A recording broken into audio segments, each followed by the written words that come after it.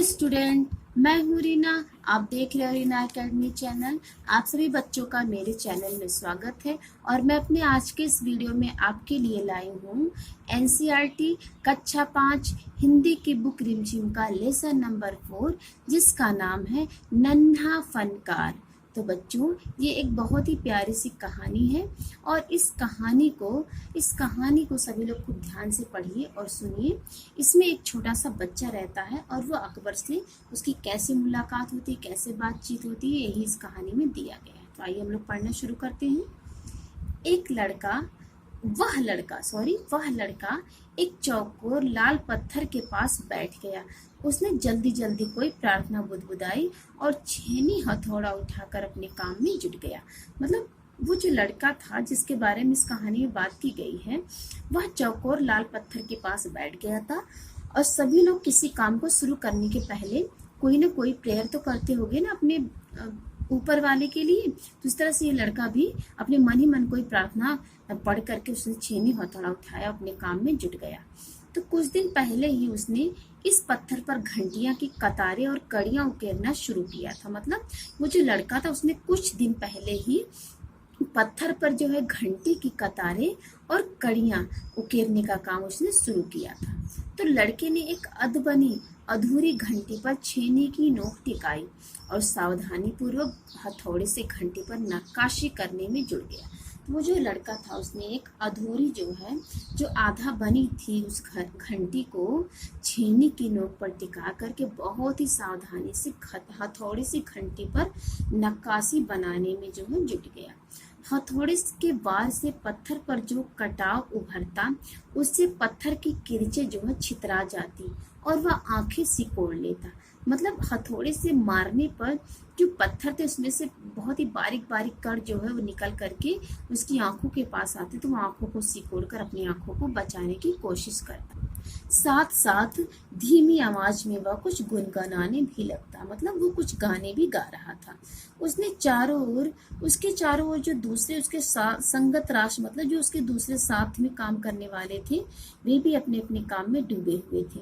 केशव 10 साल का था। मतलब इसमें जिस बच्चे के बारे में बात की जा रही है वो केशव उसका नाम है और वो 10 साल का है और अभी उसने अपना काम सीख ही रहा था। मतलब वो अभी अपना काम सीख रहा था। पिताजी के एक बार करके दिखा देने से वह सारी लकीरें वाले और घुमावदार डिजाइन उकेर सकता था। मतलब जो केशव के पिताजी थे उन्होंने एक बार केशव को करके दिखा दिया था, तो केशव वो सारे जो लकीरें वाले घुमावदार डिजाइन थे उसको बना सकता था, यानी उकेर सकता था। अब तक उसने नक्काशी का जो भी काम किया था उनमें से इन घंटियों को बनाना ही सबसे ज्यादा मुश्किल था। मतलब केशव ने नक्काशी के जितने भी काम अब तक किए थे उसमें सबसे ज्यादा मुश्किल यानी परेशानी वाला काम इन घंटियों को बनाना था। केशव जानता था कि एक दिन तो ऐसा जरूर आएगा जब वह बहुत बारीक जालियां, महीन नफीस बेल बूटे, कमल के फूल, लहराते हुए सांप और इखलाकर चलते हुए घोड़े ये सब पत्थर पर उकेर पाएगा, ठीक उसी तरह जैसे उसके पिता बनाते हैं। मतलब केशव को ये पता था कि एक दिन वो बिल्कुल अपने पिता की तरह बहुत ही बारीक बारीक यानी बहुत ही महीन महीन जालियां, नफीस बेल बूटे, कमल के फूल, लहराते हुए सांप और इखलाकर चलते हुए घोड़े ये सारी आकृतियां पत्थर पर बना पाएगा, बिल्कुल अपने पिता की तरह। देखिए अगला। कई साल पहले जब वह पैदा भी नहीं हुआ था, उसके माता पिता गुजरात से आगरा आकर बस गए थे। बादशाह अकबर उस वक्त आगरे का किला बनवा रहे थे और केशव के पिता को यही काम मिल गया। मतलब अभी कि कब से यहाँ पे आया था ये यहाँ पे बताया जा रहा है। तो बहुत साल पहले उनके पिताजी आगरा में गुजरात में रहते थे, फिर वो गुजरात से आगरा में आ गए और यहाँ आए तो बादशाह अकबर जो थे वो आगरे का किला बनवा रहे थे, तो उनके पिता को यहीं पे काम मिल गया। केशव का जन्म भी आगरे में ही हुआ था। उसे गुजरात के पुश्तैनी गांव जाने का तो कभी मौका ही नहीं मिला। आगरे की गलियां और सीकरी, अब बस यही उसका घर था। यदि जो केशव था उसका जन्म भी आगरे में ही हुआ था और उसने गुजरात जहाँ पे उसका पुराना मकान था, जो पुराना गांव था, वहां वो कभी गया ही नहीं था। और जो आगरे की गलियां और सीकरी थी, मतलब वही अब उसका घर हो गया था। चारों ओर हो रही छेनी हथौड़ों के ठक ठक खड़ खड़ के बीच केशव को किसी के कदमों की आहट भी न सुनाई पड़ी। मतलब चारों ओर छेनी और हथौड़े की आवाजें खट खट खड़ खड़ हो रही थी। तो उसी टाइम कोई आया, लेकिन उसके कदमों की आहट को केशव सुन नहीं पाया। इसलिए अचानक कानों में एक आवाज पड़ने पर वह चौंक गया। माशा अल्लाह, ये घंटियां कितनी सुंदर है, तुमने खुद बनाई है? मतलब कोई आया और वो बोला कि माशाअल्लाह, तुमने इतनी सुंदर घंटियां बनाई, क्या तुमने ही बनाई है? तो पीछे मुड़कर केशव ने आंख उठाई तो उसे एक आदमी दिखा। तो केशव ने बोला, बेशक मैंने ही ये घंटियां बनाई है। क्या मैं आपको पत्थरों पर नक्काशी करता नजर नहीं आ रहा? देखते नहीं, मैं ही पत्थर को तराश रहा हूँ। केशव ने बड़ी तल्खी से जवाब दिया। मतलब केशव ने गुस्सा होते हुए बोला कि क्या आपको नहीं दिख रहा कि मैं पत्थर को तराश रहा हूँ? मैंने ये घंटियां बनाई है। तो उस आदमी ने हंसते हुए कहा, दिखता तो है, पर तुम इतने छोटे लगते हो ना। तो केशव ने कहा, मैं 10 साल का हूँ। तो उस आदमी ने पत्थर पर बैठते हुए बोला, 10? अच्छा, तब तो काफी बड़े हो। मैंने भी 13 साल की उम्र में एक लड़ाई में हिस्सा लिया था। तो बच्चों, यहाँ पर जो है बादशाह अकबर और वो जो केशव थे उसके बीच में बातचीत हो रही है। तो अब केशव उस आदमी को अच्छी तरह देख पा रहा था। उसकी उम्र रही होगी 30 के ऊपर, कद मंझोला था, वह सफेद अंगरखा और पजामा पहने हुआ था। उसके लंबे बाल गहरे लाल रंग की पगड़ी में अच्छी तरह से ढके हुए थे। मतलब उसका जो उसकी कद काठी थी, जो पर्सनालिटी थी, उसको जो है केशव उसका मुआयना कर रहा था। तो केशव मन ही मन सोचने लगा, लगता है कोई बहुत बड़ा आदमी, मतलब कोई बहुत ही अमीर आदमी है। केशव ने उस आदमी के गले में पड़ी बड़े बड़े मोतियों की माला और उंगलियों की अंगूठियों को देखते हुए सोचा। तीखी नाक, बड़ी बड़ी आंखें, होठों को ढकते हुए नीचे की तरफ आती घनी मूछें। केशव उस आदमी के व्यक्तित्व का मुआयना कर ही रहा था कि तभी उस आदमी ने एक नक्काशी की तरफ इशारा करते हुए कहा, इस लड़ी में अभी काफी काम बाकी है। मतलब केशव जो है उनका पहनावा ओढ़ावा देख रहा था और उनका व्यक्तित्व, मतलब उनकी पर्सनालिटी कैसे, उसका मुआयना कर रहा था, उसको देख रहा था। तभी उस आदमी ने पूछा कि इस लड़ी में तो अभी काफी काम बाकी है। तो इससे पहले कि केशव कोई जवाब देता, उसने किसी के तेजी से दौड़कर आने की आवाज सुनी। यह और कोई नहीं, महल का पहरेदार था। उसने कहा, पहरेदार ने, हुजूर माफ करें, मुझे आपके आने का पता ही नहीं चला, हाँफते हुए उसने कहा। फिर वह मुड़कर भौचक से खड़े केशव को घूरते हुए बोला, बेवकूफ, खड़े हो? हुजूर आला के सामने बैठने की जरूरत कैसे की तूने? छुप कर सलाम करी ने। मतलब केशव को तो पता नहीं था कि ये बादशाह अकबर थे, लेकिन जब देखा, उस पहरेदार ने देखा कि केशव चुपचाप खड़ा है, तो उसने गुस्से से केशव को डांट कर कहा कि तुमने हुजूर आला के सामने बैठने की जरूरत की, चलो इन्हें सलाम करो जल्दी से। तो अब केशव का माथा ठनका, मतलब केशव को समझ में आने लगा था और बदहवासी से छेनी हाथ से छूटकर नीचे गिरी और वह जल्दी से उठकर खड़ा हो गया और उसने सोचा, अरे कहीं ये अकबर बादशाह तो नहीं। वह यह ख्याल आते ही उसने झुककर सलाम किया और खरगोश की सी कातर नजरों से अकबर को देखने लगा। मतलब जो केशव था वो डर गया और बदहवासी में उसे कुछ समझ में नहीं आ रहा था और छेनी उसके हाथ से छूटकर नीचे गिर गई। वह खड़ा होकर बादशाह अकबर को सलाम कर दिया और खरगोश किसी कातर नजर, मतलब बिल्कुल वो अपराधी की तरह अकबर की ओर देखने लगा। तो अकबर को पहरेदार की यह दखल अंदाजी अच्छी भली न लगी। मतलब अकबर को जो पहरेदार का आना था और केशव का डांटना था, अकबर को बिल्कुल भी अच्छा नहीं लगा। तो अकबर ने खींचकर यानी गुस्से से पहरेदार को वहां से जाने का इशारा करते हुए कहा, ठीक है सिपाही, कुछ देर के लिए हमें अकेला छोड़ दो। पहरेदार तो चला गया, मगर केशव असमंजस में था कि उसे क्या करना चाहिए, वापस अपना नक्काशी का काम शुरू करे या बादशाह के हुक्म के इंतजार में खड़ा रहे।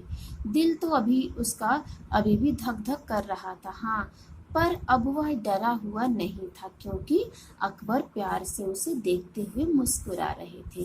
तो बच्चों, जब पहरेदार ने कहा तो केशव बहुत ज्यादा डर गया, लेकिन अब वो डरा नहीं था, क्योंकि बादशाह अकबर उसको देख करके मुस्कुरा रहे थे। अब आगे है, तुम्हारा नाम क्या है? अकबर ने नरम आवाज में पूछा। तो केशव ने बताया अपना नाम केशव। तो अकबर ने कहा, केशव क्या तुम मुझे नक्काशी करना सिखाओगे? तो उलझन में पड़े केशव ने तुरंत सिर हिला दिया। तो फिर अकबर ने कहा, तब तो तुम्हें मेरे लिए हथौड़े और छीनी का भी इंतजाम करना होगा। तो केशव फुर्ती से गया अपने पिता के पास और उनका छेनी हथौड़ा उठाकर उल्टे पांव लौट आया। तो दोस्ताना अंदाज में अकबर केशव के पास जमीन पर बैठ गए और पास में बड़े पड़े पत्थर को खींचते हुए बोले, ठीक है, अब बताओ मुझे क्या करना है। केशव ने संदेह भरी नजरों से अकबर की ओर देखा और बोला, हुजूर, क्या आप यह सब करेंगे? तो अकबर ने कहा, क्यों नहीं, मुझे तो विश्वास है कि मैं सीख ही लूंगा। तो यहाँ पर केशव जो सकपका गया और उसने बोला, नहीं नहीं, मेरा मतलब ये नहीं था। दरअसल मैं कहना चाहता था कि आप इतने बड़े बादशाह हैं, ये ठीक नहीं लगता। अब उसने कुछ अनमने भाव से कहा, मतलब केशव को लगा कि इतने बड़े बादशाह होकर वो पत्थर को तराशने का ऐसा काम करेंगे। तो अकबर हंसकर बोले, अच्छा, लेकिन पिछले हफ्ते तो मैंने मिट्टी से बड़ी डलिया ढोने में किसी की मदद की थी, तो क्या यह काम मुझसे भी ज्यादा मुश्किल है? तो जब केशव ने कहा कि आपको ये काम करना अच्छा नहीं लगेगा, तो अकबर ने हंसते हुए जवाब दिया कि पिछले हफ्ते तो मैंने मिट्टी से बड़ी डलिया ढोने में किसी की मदद की थी, क्या ये काम उससे भी ज्यादा मुश्किल है? तो केशव अभी भी असमंजस की स्थिति में था, मतलब केशव अभी भी कुछ समझ नहीं पा रहा था और वह अकबर के पास बैठ गया और उन्हें छेनी पकड़ने का सही तरीका सिखाने लगा।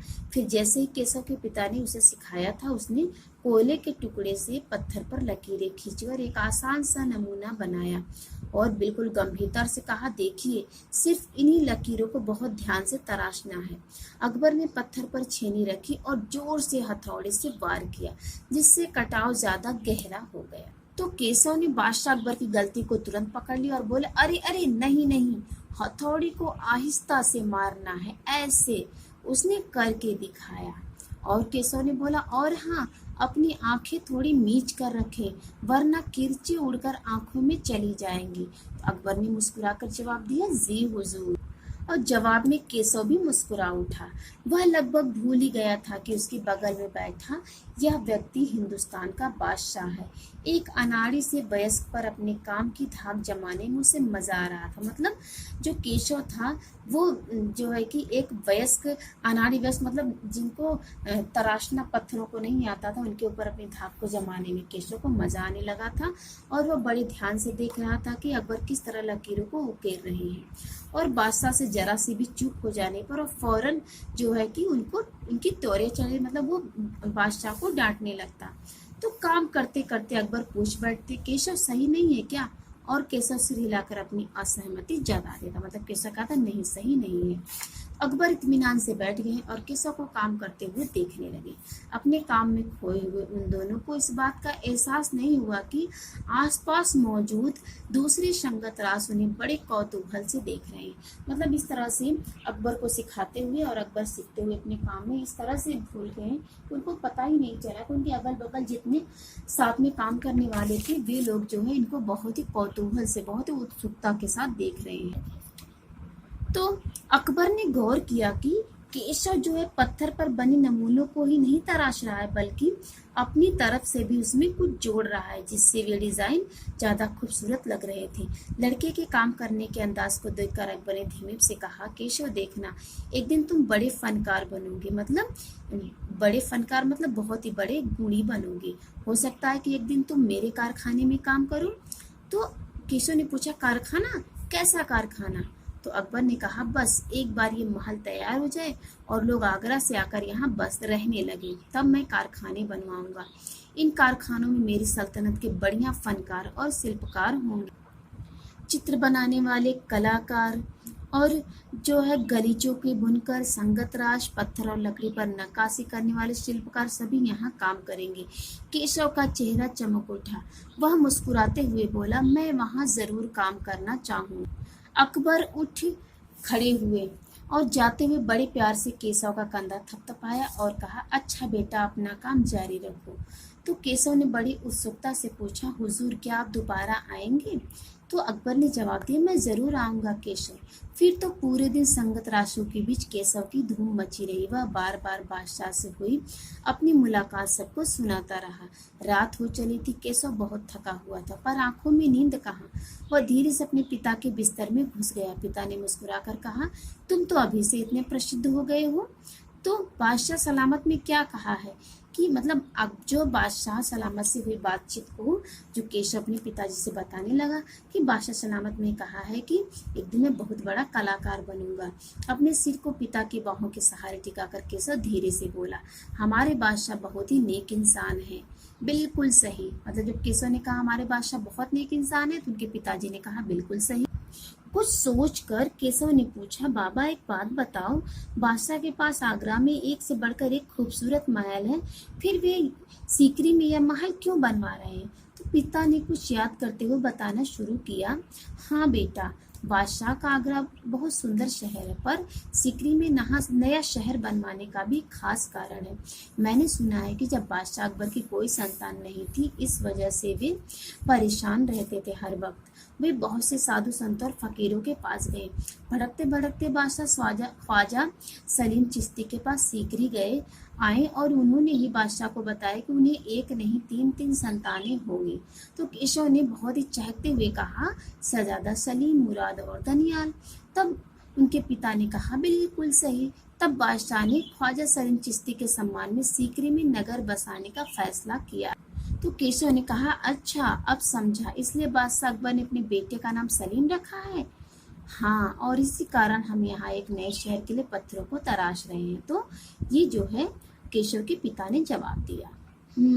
केशव उन्नीदी आवाज में बोला। मतलब केशव को नींद आने लगी थी और पिता ने देखा कि उनका लाडला बेटा सो गया। तो बच्चों, ये कहानी